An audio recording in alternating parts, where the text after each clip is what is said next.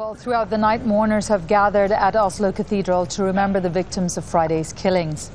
Norway's flag was flown at half-mast. 7 people were killed when a bomb exploded outside a government building in the capital. Police are still digging through the rubble there.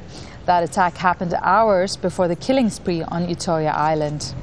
We can now go live to Oslo and speak to our correspondent Harry Smith, who's there. Harry, so a confession and new revelations that this massacre was a long time in the planning as a new day breaks over Norway. What's being made of this new information? Well, we expect detectives here in Oslo to resume the process of questioning Breivik in a few hours' time.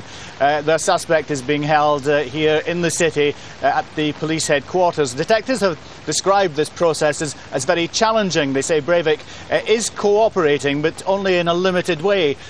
For example, he's explained a lot of what happened, but he hasn't confirmed or denied that there was an accomplice. So police haven't yet ruled out the possibility that there could have been a second shooter or someone helping him. But as you heard, his lawyer says his client will explain fully what he's done and why he's done it when he appears in court here on Monday.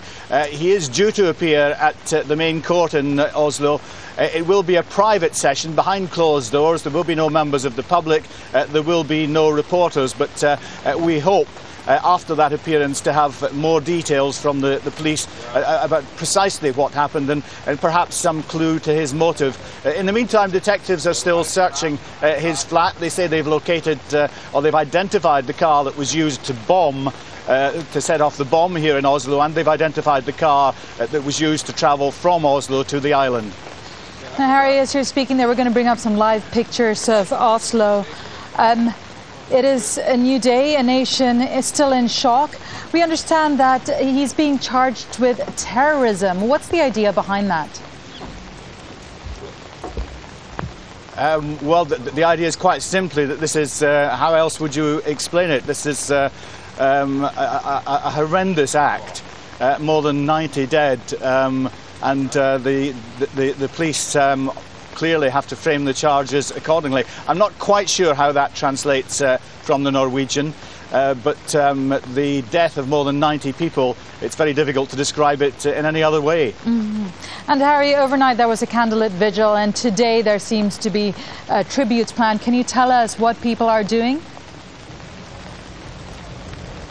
Well, as you say, there has been a candlelit vigil overnight.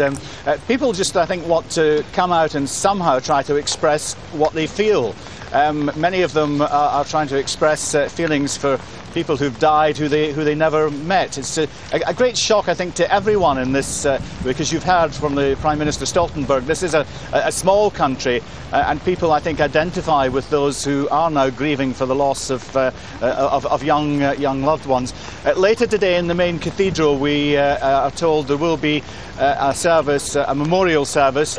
Now, this is something that would happen anyway because this is Sunday in Oslo, but this will be rather different. This will be a national memorial service. We'll have Norway's King and Queen will be there along with Prime Minister Stoltenberg, and I think we can expect the eyes of all Norway to be on the proceedings in the cathedral here in Oslo.